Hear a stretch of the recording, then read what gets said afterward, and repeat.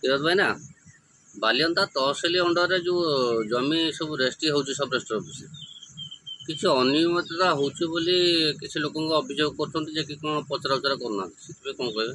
ସେ ଯାହା କହୁଛ ସତ୍ୟ କଥା ହେଉଛି, କାହିଁକି ମୁଁ ନିଜେ ଅନୁତାପ କରୁଛି, ମୋ ନିଜ ଅନୁଭୂତି କଥା ମୁଁ କହୁଛି। ବାଲିଅନ୍ତା ସବ୍ ରେଜିଷ୍ଟ୍ରିରେ ବହୁତ ଅନିୟମିତତା ହେଉଥିବା ନଜରକୁ ଆସୁଛି। କ'ଣ ହେଉଛି, ଆର ନିରକ୍ଷର ସୁବିଧା ଦେଖି, ମାନେ ଯେଉଁମାନେ ବୁଢ଼ାବୁଢ଼ୀ ଭଲମନ୍ଦ ଅଛନ୍ତି ତାର ସୁବିଧା ଦେଖି ଜମି ହଡ଼ପ ହେଉଛି ବେଶୀ।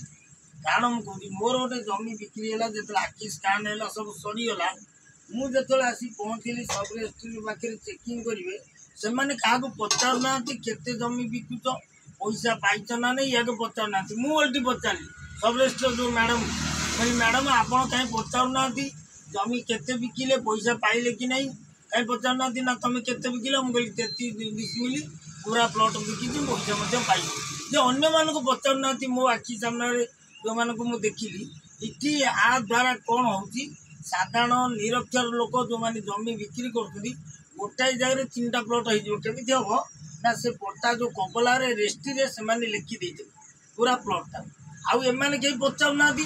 ତେଣୁ ଗୋଟେ ସାଧାରଣ ଲୋକର ଗୋଟେ ବିକିଯିବ, 3ଟା ପ୍ଲଟ୍ ପଳେଇବ ତା ଦେହରେ, ଯାହାକି ଆମ ବାଲିଅନ୍ତା ତହସିଲ ଅଣ୍ଡରରେ ଏହା ହିଁ ହେଉଛି ସବ୍ ରେଜିଷ୍ଟ୍ରିରେ। ଏଇଟା ମୁଁ ନିଜ ଅନୁଭୂତି କହିଲି।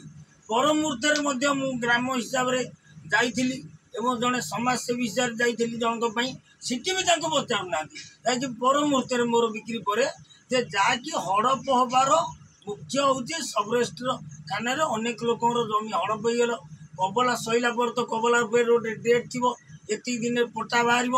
ସେ ଲୋକ ଯାହାର ଗୋଟାଏ ଜାଗାରେ 3ଟା ଦେଇଥିବ, ସେ କେମିତି ଜାଣିବ ଯେ ଗୋଟେ ଅଭିଯୋଗ ଦେବ ଯାଇକି? ତେଣୁ ପଟ୍ଟାଟି ଯିଏ ନେଇଥିବ ଗୋଟେ ଜମି ପଇସା ଦେଇ, ତା ନାଁରେ 3ଟା ପଟ୍ଟା ହେଇଯାଇଥିବ, 3ଟା ପ୍ଲଟ୍ ହେଇଯାଇଥିବ। ତାକୁ ସେଇଠୁ କ'ଣ କରିବ, ସିଏ ତୁ କେସ୍ କର, କେସ୍ ସମାଧାନ ହେବ ନା ଏ ଲୋକ ନ୍ୟାୟ ପାଇବ। ଯେ ତା ପୂର୍ବରୁ ମଧ୍ୟ କିଛି ଲୋକ ମରିଯାଇଥିବେ, ଯେଉଁ ଜମି ହଡ଼ପ ହେଇଯିବ, ଖଣ୍ଡେ ଜାଗାରେ 3ଟା ଜମି ହଡ଼ପ ହେଇଯିବ।